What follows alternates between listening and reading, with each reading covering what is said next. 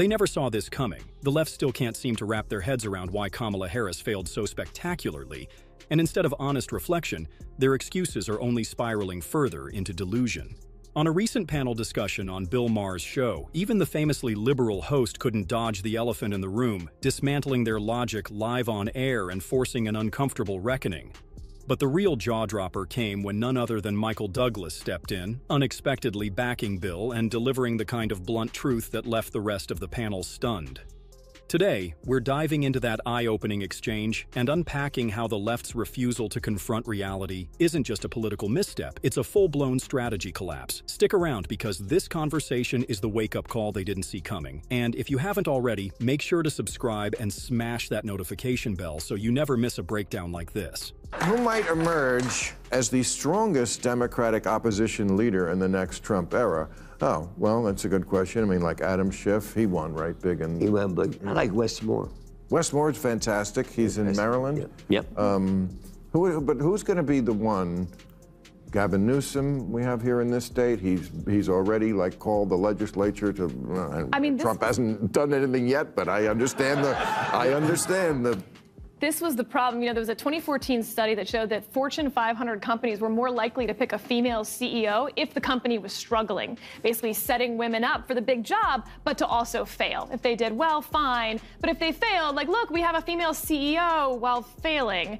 And that's what I feel like they did to Kamala Harris. That is hands down the most absurd excuse I've heard yet. And trust me, I've endured more than my fair share of Joy Reid's commentary, so that's really saying something.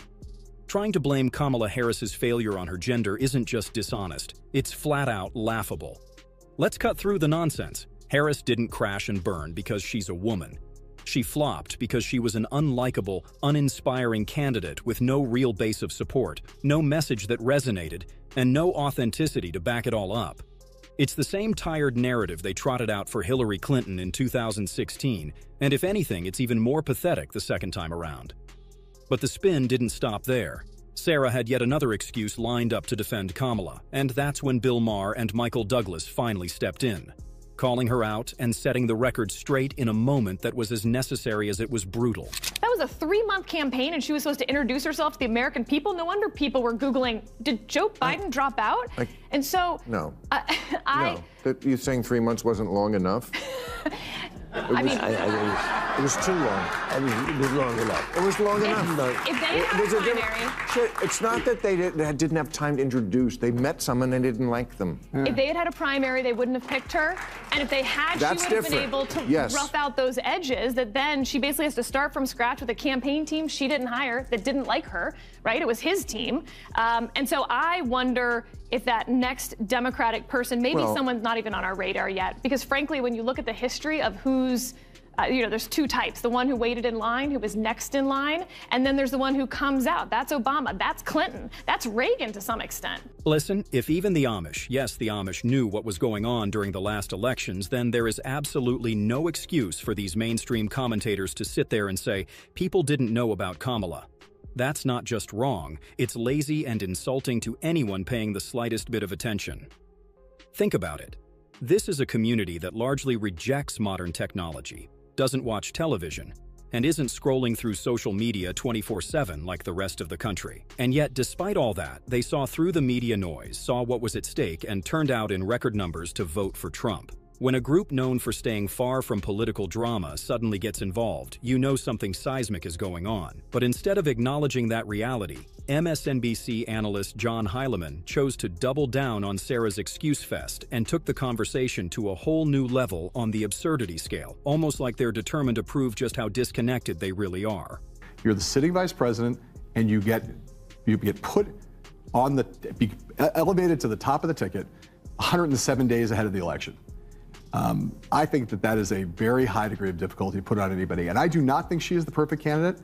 I tend to agree with Sarah that probably in a fully litigated primary, she probably would not have been the Democratic nominee, but we'll never know that. But I will tell you that, there's never been anybody who's had the difficulty of that situation, elevated that late in the campaign. Why? What? To run away from Bill, I don't know if you know this, but the Vice President of the United States is basically shoved in a broom closet for 3.5 years. I know. You couldn't. She was more popular in there. Yes, well. I mean, this idea that in a mass The idea in a mass media age that 107 days is not long enough to know somebody. You are way overestimating the American people in terms of what their ability. No.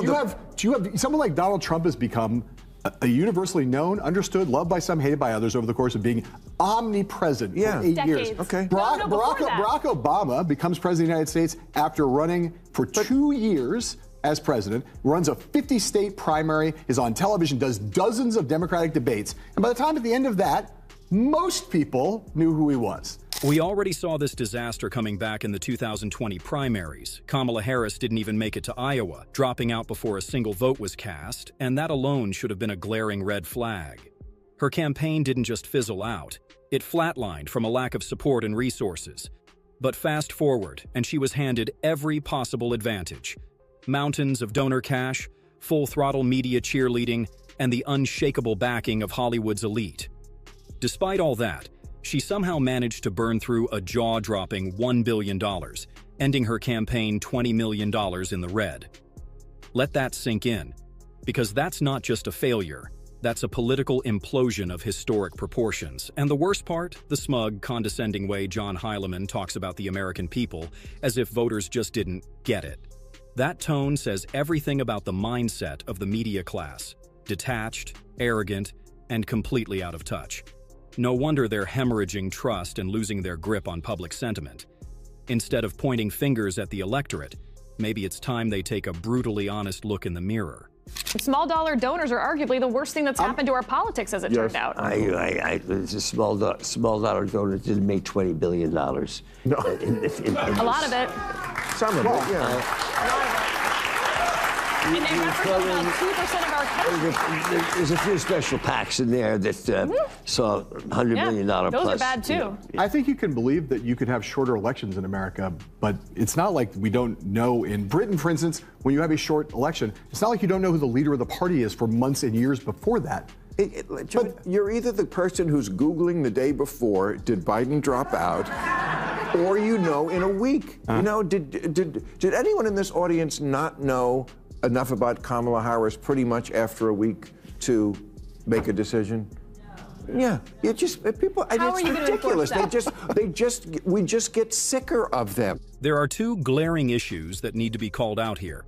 First, how on earth are small donors being painted as a problem? That's the most democratic expression of political support there is. Regular people willingly contributing to a candidate they genuinely believe in. If anything, that's the heartbeat of grassroots politics, the kind of civic engagement we should be encouraging, not ridiculing. Claiming it's an issue only makes sense if your real gripe is with the kind of people who are making those donations, which says a lot more about your elitism than it does about the system. Second, while the idea of shorter election periods might sound appealing in theory, who exactly gets to decide that timeline? Any attempt to enforce limits on when a candidate can begin campaigning crosses into dangerous territory, flat out violating their First Amendment rights.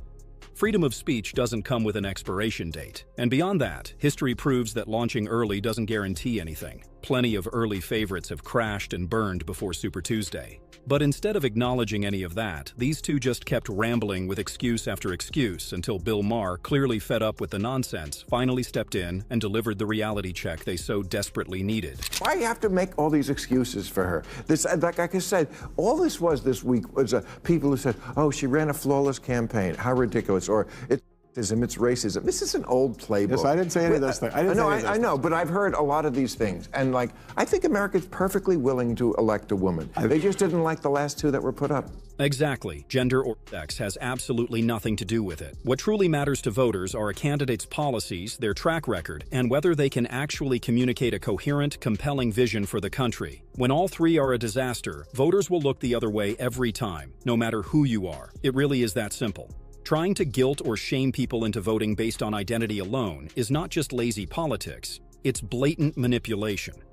The last election made it crystal clear. Americans are hungry for competence, not symbolism. And if you need any more proof of how far removed Kamala Harris is from that reality, just watch her recent clip from the Pacific Palisades in California. It's the kind of moment that says more than any press release ever could. What goes through your mind when you see this? You're here, you're now seeing it up close. It's not only seeing it, Alex, you can smell it. you can feel it, right? So it's seeing it with our eyes, and many people have seen it. You all are covering it. But to literally be on the ground here, you can smell the smoke that was here. You can feel the toxicity, frankly, of the environment. Yikes, no other word fits better. We seriously dodged a bullet with her, and now all eyes are on California, hoping voters there see through the same smoke and mirrors and don't hand her the governorship she's clearly got her sights on. It's a critical moment, and what happens next could say a lot about whether lessons have truly been learned or if we're doomed to repeat the same mistakes. But now, I want to hear from you. What's your take? Let's get the conversation going in the comments below, and if you found this video worthwhile, please share it with your friends. It really helps more than you know. Thanks for watching, and I'll catch you in the next one.